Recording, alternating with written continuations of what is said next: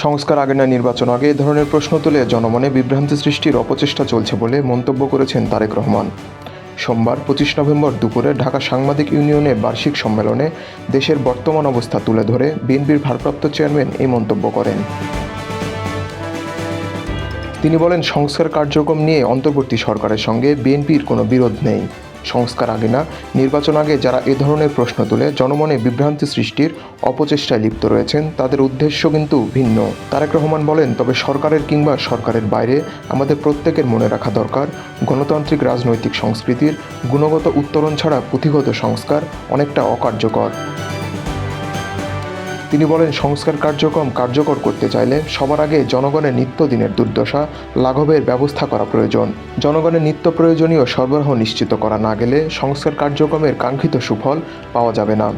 জাতীয় প্রেস ক্লাবে বিএনপির সমর্থিত ঢাকা সাংবাদিক ইউনিয়নের এ বার্ষিক সাধারণ সভা হয়।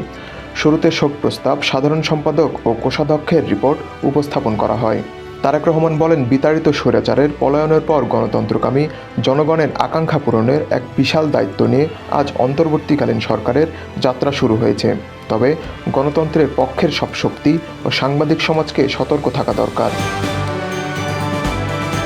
আমাদের গণতন্ত্র প্রতিষ্ঠার চলমান যাত্রা বাধাগ্রস্ত করতে কিন্তু এরই ভিতরে নানা ষড়যন্ত্র শুরু হয়েছে। আজকের সভায় অনেক বক্তা তাদের বক্তব্যে তা তুলে ধরেছেন। সাংবাদিকতায় বস্তুনিষ্ঠতা বজায় রাখা প্রয়োজন উল্লেখ করে তিনি বলেন, আমরা দেখেছি ফ্যাসিবাদের আমলে গণমাধ্যমের প্রতিটি শাখায় অধিকাংশ ক্ষেত্রে বস্তুনিষ্ঠতা প্রায় হারিয়ে গিয়েছিল।